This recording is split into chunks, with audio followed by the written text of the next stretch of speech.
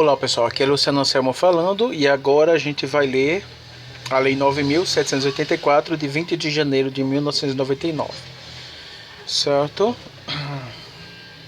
Câmara dos Deputados, Centro de Documentação e Informação, Lei 9.784 de 29 de janeiro de 99. Regula o processo administrativo no âmbito da Administração Pública Federal.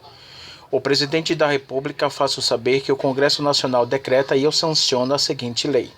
Capítulo 1. Das Disposições Gerais. Artigo 1º. Esta lei estabelece normas básicas sobre o processo administrativo no âmbito da administração federal, direta e indireta, visando em especial a proteção dos direitos dos administrados e ao melhor cumprimento dos fins da administração. Administrados aqui refere-se à população, tá? Parágrafo 1º do artigo 1º. Os preceitos desta lei também se aplicam aos órgãos de poderes legislativo e judiciário da União, quando no desempenho de função administrativa. Parágrafo 2º do artigo 1º. Para os fins desta lei consideram-se: inciso 1 do parágrafo 2º do artigo 1º. Órgão: a unidade de atuação integrante da estrutura da administração direta e da estrutura da administração indireta. Repetindo, o inciso 1º do parágrafo 2º. Órgão é a unidade de atuação integrante da estrutura da administração direta e da estrutura da administração indireta. Inciso 2 do parágrafo 2º do artigo 1º. Entidade: a unidade de atuação dotada de personalidade jurídica. Repetindo, o inciso 2 do artigo 2º do parágrafo 2º do artigo 1º. O inciso 2 é entidade: a unidade de atuação dotada de personalidade jurídica. Inciso 3 do parágrafo 2º do artigo 1º. A autoridade: o servidor ou agente público dotado de poder de decisão. Artigo 2º. A administração pública obedecerá, dentre outros, aos princípios da legalidade, finalidade, motivação, razoabilidade, proporcionalidade, moralidade, ampla defesa, contraditório, segurança jurídica, interesse público e eficiência. Repetindo o artigo 2º, a administração pública obedecerá, dentre outros, aos princípios da legalidade, finalidade, motivação, razoabilidade, proporcionalidade, moralidade, ampla defesa, contraditório, segurança jurídica, interesse público e eficiência. Parágrafo único do artigo 2º. Nos processos administrativos serão observados, entre outros, os critérios de: inciso 1 do parágrafo único do artigo 2º. A atuação, conforme a lei e o direito. Inciso 2 do parágrafo único do artigo 2º. Atendimento a fins de interesse geral, vedada a renúncia total ou parcial de poderes ou competência, salvo autorização em lei. Inciso 3 do parágrafo único do artigo 2º. Objetividade no atendimento do interesse público, vedada a promoção pessoal de agentes ou autoridades. Inciso 4 do parágrafo único do artigo 2º. A autuação segundo padrões éticos de probidade, decoro e boa-fé. Inciso 5 do parágrafo único do artigo 2º. Divulgação oficial dos atos administrativos, ressalvadas hipóteses de sigilo previstas na Constituição. Inciso 6 do parágrafo único do artigo 2º. A adequação entre meios e fins, vedada a imposição de obrigações, restrições e sanções em medidas superior àquelas estritamente necessárias ao atendimento do interesse público. Inciso 7 do parágrafo único do artigo 2º. Indicação dos pressupostos de fato e de direito que determinarem a decisão. Inciso 8 do parágrafo único do artigo 2º. Observância das formalidades essenciais à garantia dos direitos dos administrados. Inciso 9 do parágrafo único do artigo 2º. A adoção de formas simples e suficientes para propiciar adequado grau de certeza, segurança e respeito aos direitos dos administrados. Inciso 10 do parágrafo único do artigo 2º, garantia dos direitos à comunicação, à apresentação de alegações finais, à produção de provas e à interposição de recursos nos processos de que se possam resultar sanções e nas situações de litígio. Inciso 11 do parágrafo único do artigo 2º, proibição de cobranças de despesas processuais, ressalvadas as previstas em lei. Inciso 12 do parágrafo único do artigo 2º, impulsão de ofício do processo administrativo sem prejuízo da atuação dos interessados. Inciso 13 do parágrafo único do artigo 2º, interpretação da norma administrativa da forma que melhor garanta o atendimento do fim público ao que se dirige, vedada a aplicação retroativa de nova interpretação. Vedada a aplicação retroativa de nova interpretação. Repetindo, inciso 13, interpretação da norma administrativa da forma que melhor garanta o atendimento do fim público a que se dirige, vedada a aplicação retroativa de nova interpretação. Capítulo 2º, dos direitos dos administrados, artigo 3º. O administrado tem os seguintes direitos perante a administração, sem prejuízo de outros que lhe seja assegurado. Inciso 1 do artigo 3º. Ser tratado com respeito pelas autoridades e servidores que deverão facilitar o exercício de seus direitos e o cumprimento de suas obrigações. Inciso 2º do artigo 3º. Ter ciência da tramitação dos processos administrativos em que tenha a condição de interessado, ter vista dos autos, obter cópias de documentos neles contidos e conhecer as decisões proferidas. Inciso 3º do artigo 3º. Formular alegações e apresentar documentos antes da decisão, os quais serão objetos de consideração pelo órgão competente. Inciso 4º do artigo 3º. Fazer-se assistir facultativamente por advogado, salvo quando obrigatória a representação por força da lei. Capítulo 3º, dos deveres do administrado. Administrado é a gente, tá? Administrando ou administrador são as pessoas que trabalham lá. Artigo 4º. São deveres do administrado perante a administração, sem prejuízo de outros previstos em ato normativo. Inciso 1 do artigo 4º. Expor os fatos conforme a verdade. Inciso 2 do artigo 4º. Proceder com lealdade, urbanidade e boa-fé. Inciso 3 do artigo 4º. Não agir de modo temerário. Inciso 4 do artigo 4º. Prestar as informações que lhe forem solicitadas e colaborar para o esclarecimento dos fatos. Capítulo 4 do início do processo. Artigo 5º. O processo administrativo pode iniciar-se de ofício a pedido do interessado. Artigo 6º. O requerimento inicial do interessado, salvo em que for admitida a solicitação oral, deve ser formulado por escrito e conter os seguintes dados. Inciso 1 do artigo 6º. Órgão ou autoridade administrativa a que se dirige. Inciso 2 do artigo 6º. Identificação do interessado ou de quem o represente. Inciso 3 do artigo 6º. Domicílio do requerente ou local para recebimento de comunicações.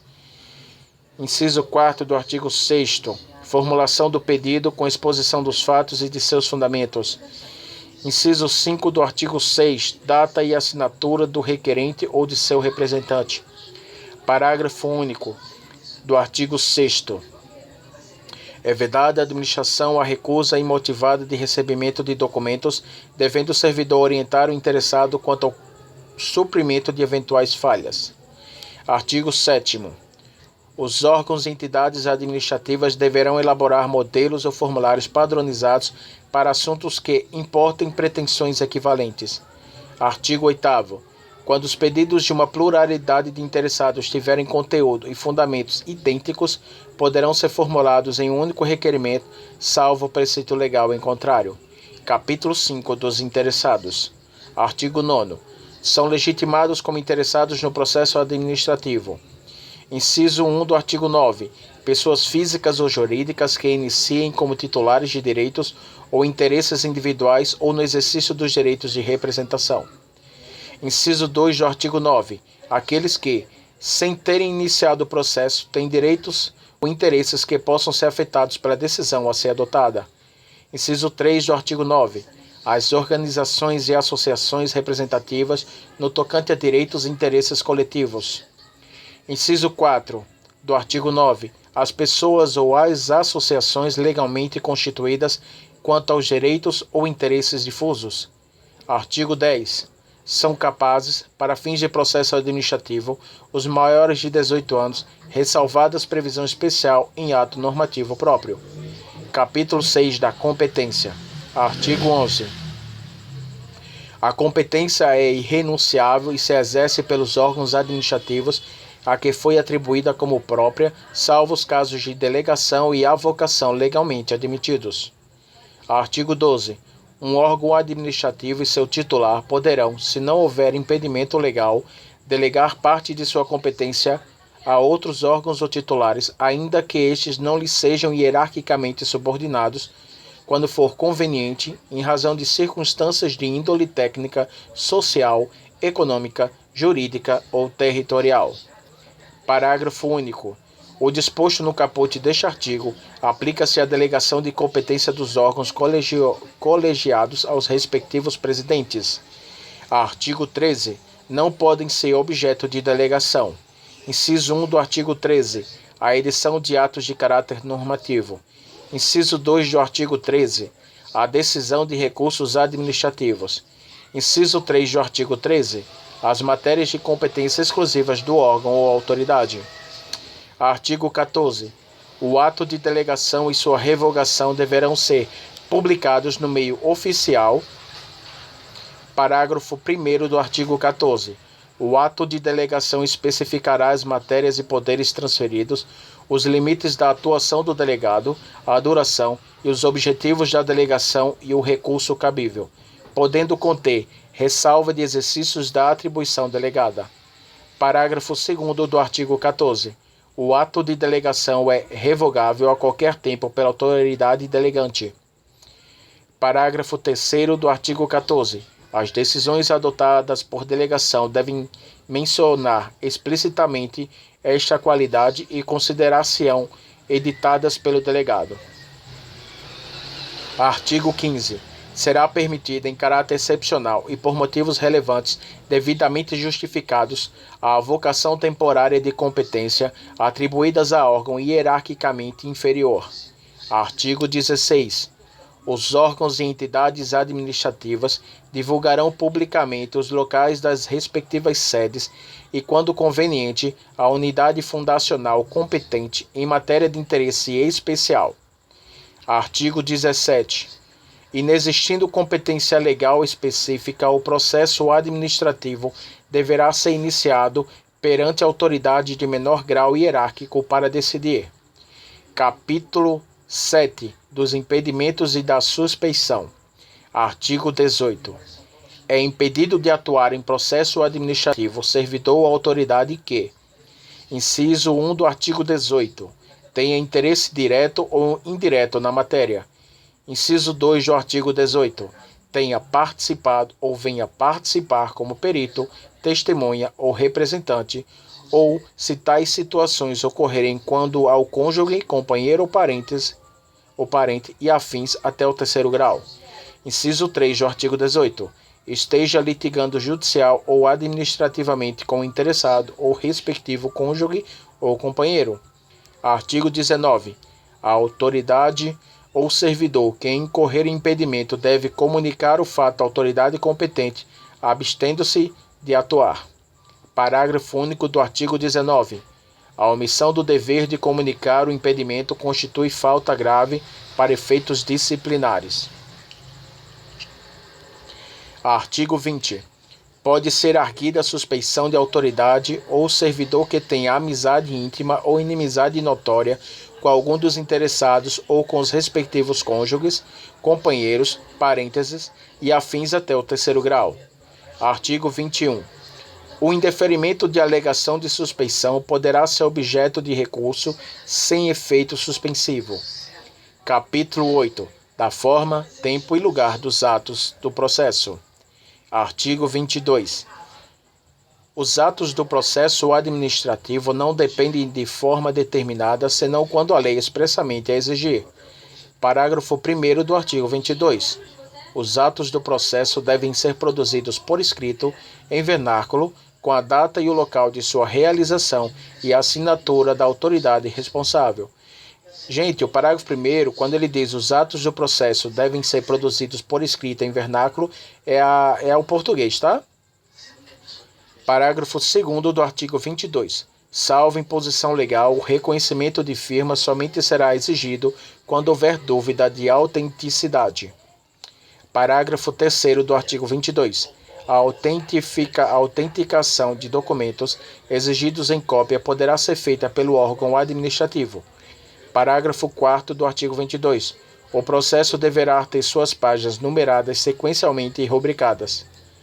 Artigo 23. Os atos do processo devem realizar-se em dias úteis, no horário normal de funcionamento da repartição na qual tramitar o processo. Parágrafo único do artigo 23. Serão concluídos, depois do horário normal, os atos iniciados cujo adiamento prejudique o curso regular do procedimento ou cause dano ao interessado ou à administração. Artigo 24. Inexistindo disposição específica, os atos do órgão ou autoridade responsável pelo processo e dos administrados que dele participem, devem ser praticados no prazo de 5 dias, salvo motivo de força maior. Parágrafo único do artigo 24. O prazo previsto neste artigo poderá ser dilatado até o dobro, mediante comprovada justificação. Repetindo, artigo 24. Inexistendo disposição específica, os atos do órgão ou autoridade responsável pelo processo e dos administrados que dele participem devem ser praticados no prazo de 5 dias, salvo motivação de força maior. Parágrafo único do artigo 24. O prazo previsto neste artigo pode ser dilatado até o dobro, mediante comprovada justificação. Artigo 25. Os atos do processo devem realizar-se preferencialmente na sede do órgão, cientificando-se o interessado se outro for o local de realização. Capítulo 9 da Comunicação dos Atos. Artigo 26. O órgão competente perante o qual tramita o processo administrativo determinará a intimação do interessado para a ciência de decisão ou a efetivação de diligências. Parágrafo 1º do artigo 26. A intimação deverá conter, inciso 1 do parágrafo 1º do artigo 26, a identificação do intimado, nome do órgão ou entidade administrativa. Inciso 2 do parágrafo 1º do artigo 26, finalidade da intimação. Inciso 3 do parágrafo 1º do artigo 26. Data, hora e local em que deve comparecer. Inciso 4 do parágrafo 1º do artigo 26. Se o intimado deve comparecer pessoalmente ou fazer-se representar. Inciso 5 do parágrafo 1º do artigo 26. Informação da continuidade do processo independente do seu comparecimento. Inciso 6 do parágrafo 1º do artigo 26. Indicação dos fatos e fundamentos legais pertinentes. Parágrafo 2º do artigo 26. A intimação observará a antecedência mínima de 3 dias úteis quanto à data de comparecimento. Parágrafo 3º do artigo 26. A intimação pode ser efetuada por ciência, no processo por via postal, com aviso de recebimento, por telegrama ou outro meio que assegure a certeza da ciência do interessado. Parágrafo 4º do artigo 26. No caso de interessado indeterminado, desconhecido ou com domicílio indefinido, a intimação deve ser efetuada por meio de publicação oficial. Parágrafo 5º do artigo 26. As intimações serão nulas quando feitas sem observância das prescrições legais, mas o comparecimento do administrado supre sua falta ou irregularidade. Artigo 27. Artigo 27. O desatendimento da intimação não importa o reconhecimento da verdade dos fatos, nem a renúncia a direito pelo administrado. Parágrafo único do artigo 27. No prosseguimento do processo, será garantido o direito de ampla defesa ao interessado. Artigo 28. Devem ser objetos de intimação os atos do processo que resultem para o interessado em imposição de deveres, ônus, sanções ou restrição ao exercício de direitos e atividades e os atos de outra natureza de seu interesse.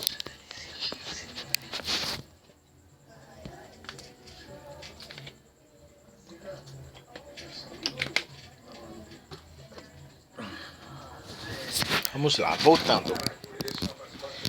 do capítulo 10 da instrução. Artigo 29. As atividades de instrução destinadas a averiguar e comprovar os dados necessários à tomada de decisão realizam-se de ofício ou mediante impulsão do órgão responsável pelo processo, sem prejuízo do direito dos interessados de propor atuações probatórias. Repetindo, capítulo 5 da instrução, artigo 29. As atividades de instrução destinadas a averiguar e comprovar os dados necessários à tomada de decisão realizam-se de ofício ou mediante impulsão do órgão responsável pelo processo, sem prejuízo do direito dos interessados de propor atuações probatórias. Parágrafo 1º do artigo 29. O órgão competente para a instrução fará constar dos autos os dados necessários à decisão do processo. Parágrafo 2º do artigo 29. Os atos de instrução que exijam a atuação dos interessados devem realizar-se do modo menos oneroso para este. Artigo 30. São inadmissíveis no processo administrativo as provas obtidas por meios ilícitos.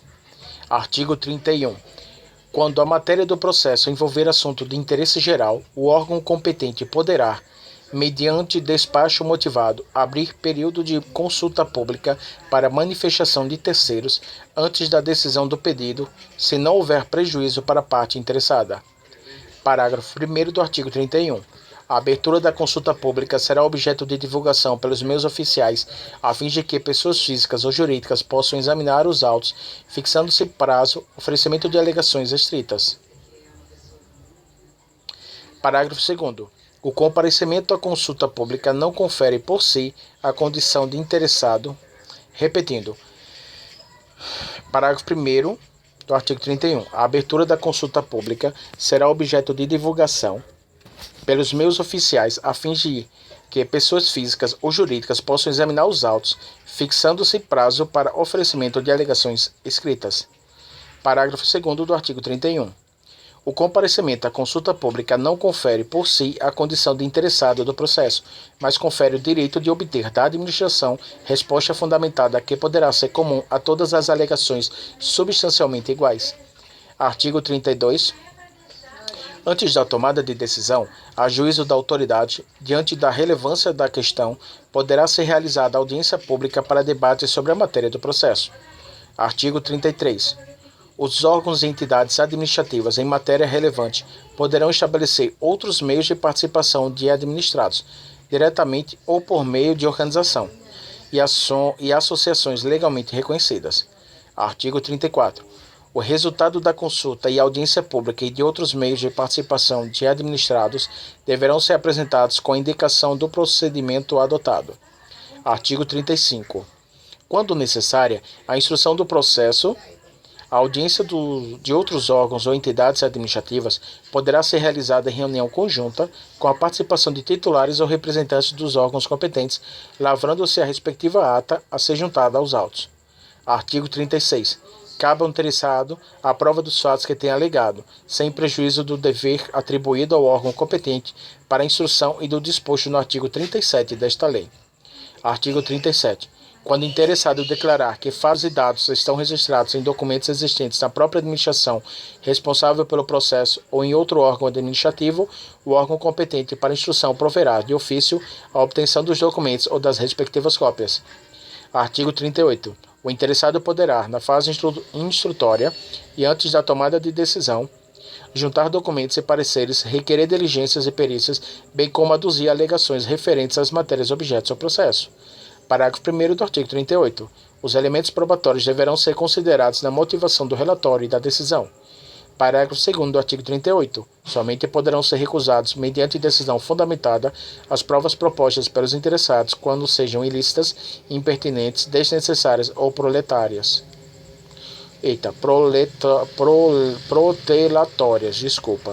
Desnecessárias ou protelatórias. Artigo 39. Quando for necessária, vou repetir, tá? Artigo 38. O interessado poderá, na fase instrutória e antes da tomada de decisão, juntar documentos e pareceres, requerer diligências e perícias, bem como aduzir alegações referentes à matéria objeto do processo. Parágrafo 1º do artigo 38, os elementos probatórios deverão ser considerados na motivação do relatório e da decisão. Parágrafo 2º do artigo 38, somente poderão ser recusadas, mediante decisão fundamentada, as provas propostas pelos interessados quando sejam ilícitas, impertinentes, desnecessárias ou protelatórias. Artigo 39. Quando for necessária a prestação de informações ou a apresentação de provas pelos interessados ou terceiros, serão expedidas intimações para este fim, mencionando-se data, prazo, formas e condições de atendimento. Parágrafo único. Não sendo atendida a intimação, Parágrafo único do artigo 39. Não sendo atendida a intimação, poderá o órgão competente, se entender relevante a matéria, suprir de ofício a omissão, não se eximindo de proferir a decisão. Artigo 40. Quando dados, atuações ou documentos solicitados ao interessado forem necessários à apreciação de pedido formulado, o não atendimento no prazo fixado pela administração para a respectiva apresentação implicará arquivamento do processo. Artigo 41.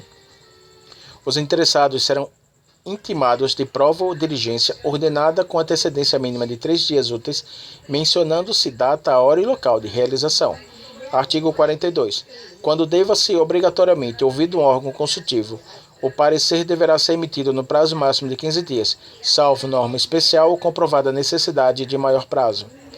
Parágrafo 1º do artigo 42. Se um parecer obrigatório vinculante deixar de ser emitido no prazo fixado, o processo não terá seguimento até a respectiva apresentação, responsabilizando-se quem der causa ao atraso. Parágrafo 2º do artigo 42. Se um parecer obrigatório e não vinculante deixar de ser emitido no prazo fixado, o processo poderá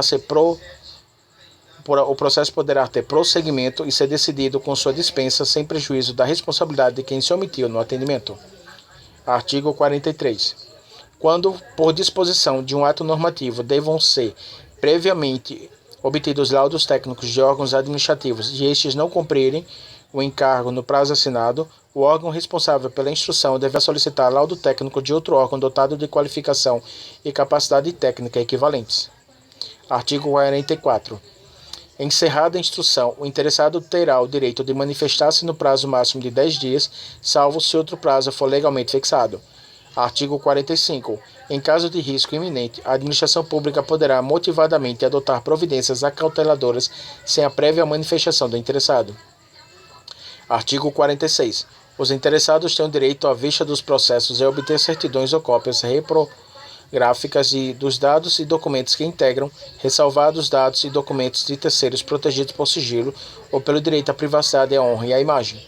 Artigo 47.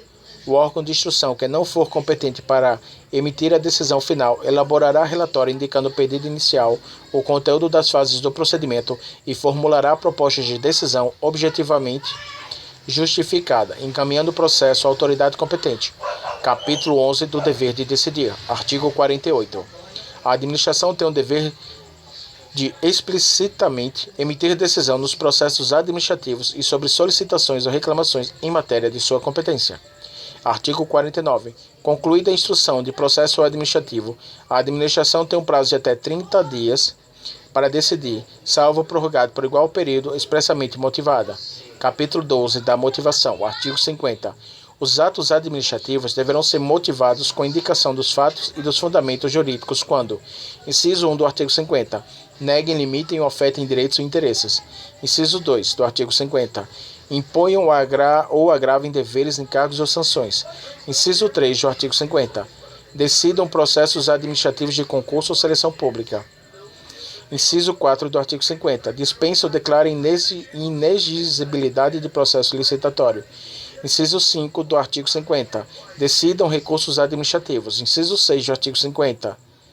Decorram de reexame de ofício. Inciso 7 do artigo 50.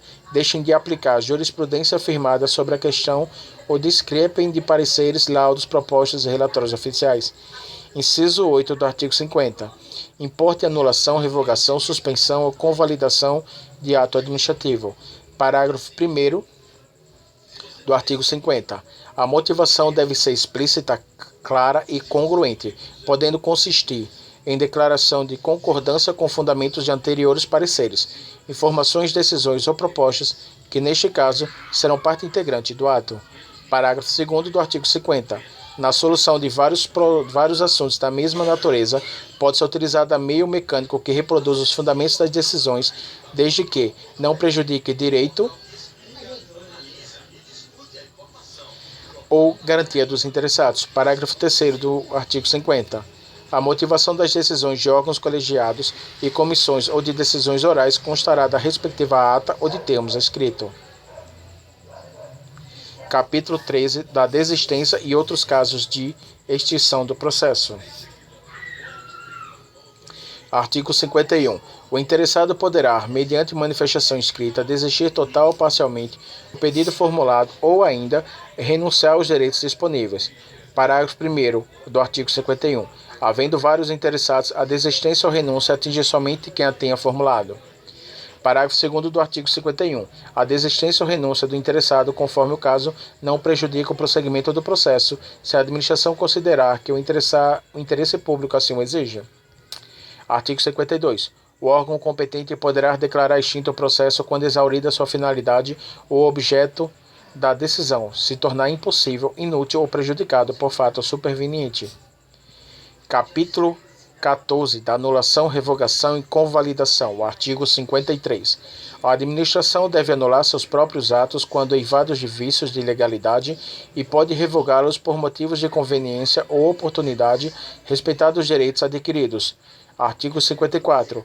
O direito da administração de anular os atos administrativos de que decorram efeitos favoráveis para os destinatários decai em 5 anos, contados da data em que foram praticados, salvo comprovada má-fé. Parágrafo 1º do artigo 54. No caso de efeitos patrimoniais contínuos, o prazo de decadência contar-se-á da percepção do primeiro pagamento. Parágrafo 2º do artigo 54. Considera-se exercício do direito de anular qualquer medida de autoridade administrativa que importe impugnação à validade do ato. Artigo 55. Em decisão na qual se evidencie não acarretam lesão ao interesse público nem prejuízo a terceiros, os atos que apresentarem defeitos sanáveis poderão ser convalidados pela própria administração. Capítulo 15 do recurso administrativo e da revisão. Artigo 56. Das decisões administrativas cabe recurso em face de razões da legalidade e do mérito. Parágrafo 1º do artigo 56. O recurso será dirigido à autoridade que proferiu a decisão, a qual, se não a reconsiderar no prazo de 5 dias, o encaminhará à autoridade superior. Parágrafo 2º do artigo 56. Salvo exigência legal, a interposição de recurso administrativo independe de caução.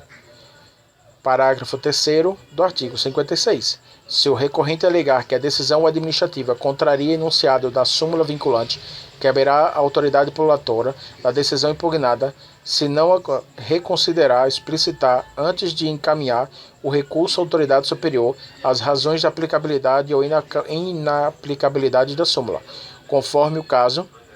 Parágrafo acrescido pela Lei 11.417, de 19 de dezembro de 2006, publicada no DOU, Diário Oficial da União, de 20 de dezembro de 2016, em vigor 3 meses após a publicação.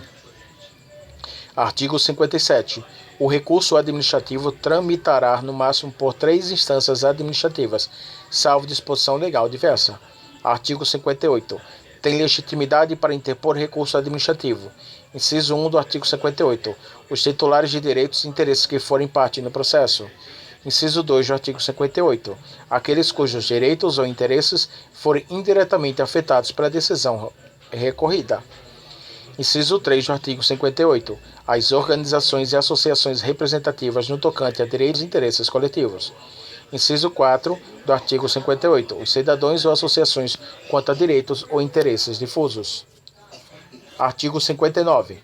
Salvo a disposição legal, é de 10 dias o prazo para interposição de recurso administrativo contado a partir da data da ciência ou divulgação oficial da decisão recorrida.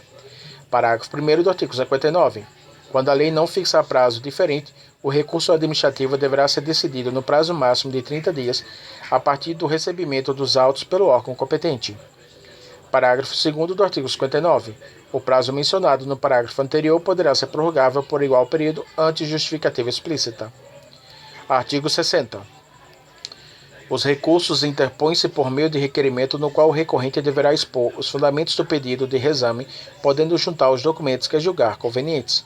Artigo 61. Salvo disposição legal em contrário, o recurso não tem efeito suspensivo. Parágrafo único do artigo 61.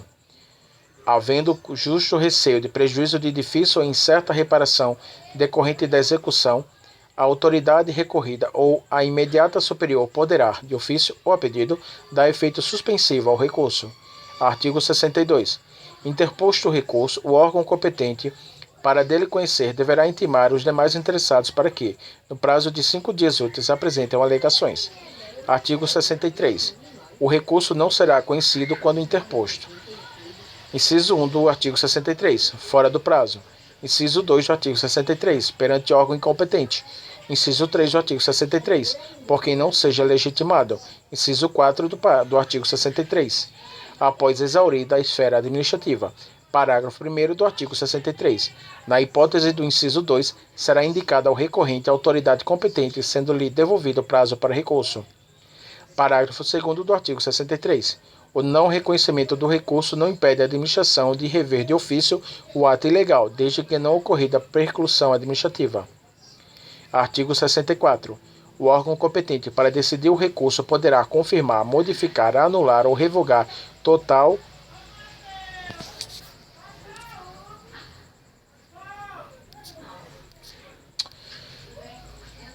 Artigo 64. O órgão competente para decidir o recurso poderá confirmar, modificar, anular ou revogar total ou parcialmente a decisão recorrida, se a matéria for de sua competência. Parágrafo único. Parágrafo único do artigo 64. Se da aplicação do disposto neste artigo puder decorrer gravame a situação do recorrente, este deverá ser cientificado para que formule suas alegações antes da decisão. Artigo 64-A. Se o recorrente alegar violação de enunciado da súmula vinculante, o órgão competente para decidir o recurso explicitará as razões da aplicabilidade ou inaplicabilidade da súmula conforme o caso. Artigo acrescido pela Lei 11.417, de 19 de dezembro de 2016, publicado no Diário Oficial da União em 20 de dezembro de 2016, em vigor 3 meses após a publicação. Artigo 64-B.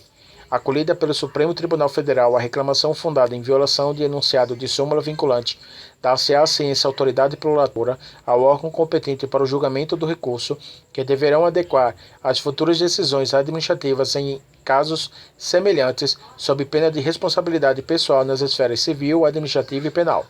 Artigo acrescido pela Lei 11.417, de 19 de dezembro de 2006, publicada no Diário Oficial da União em 20 de dezembro de 2006, em vigor 3 meses após a publicação. Artigo 65.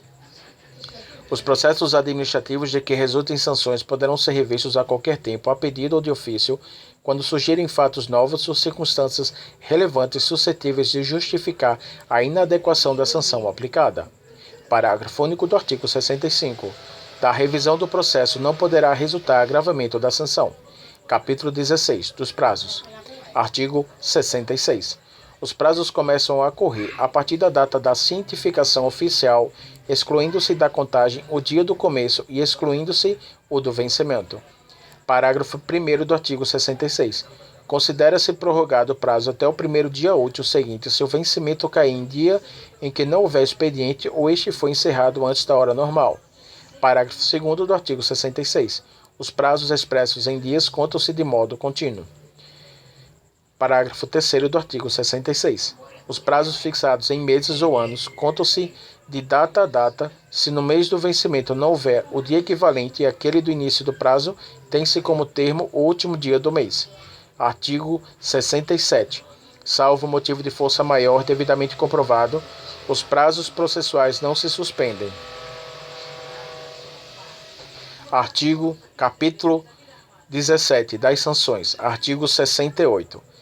As sanções a serem aplicadas por autoridade competente terão natureza pecuniária, quer dizer, dinheiro, ou consistirão em obrigações de fazer ou de não fazer, assegurado sempre o direito de defesa. Repetindo, capítulo 17 das sanções. Sanções são punições, tá? Artigo 68. As sanções a serem aplicadas por autoridade competente terão natureza pecuniária ou consistirão em obrigação de fazer ou de não fazer, assegurado sempre o direito de defesa. Capítulo 18 das disposições finais. Artigo 69. Os processos administrativos específicos continuarão a reger-se por lei própria, aplicando-se-lhes apenas subsidiariamente os preceitos desta lei. Artigo 69, letra A. Terão prioridade na tramitação em qualquer órgão ou instância os procedimentos administrativos em que figure como parte os interessados. Inciso 1. Do artigo 69-A. Pessoa com idade igual ou superior a 60 anos de idade. Inciso 2 do artigo 69-A. Pessoa portadora de deficiência física ou mental. Inciso 3 do artigo 69-A foi vetado. Inciso 4 do artigo 69-A.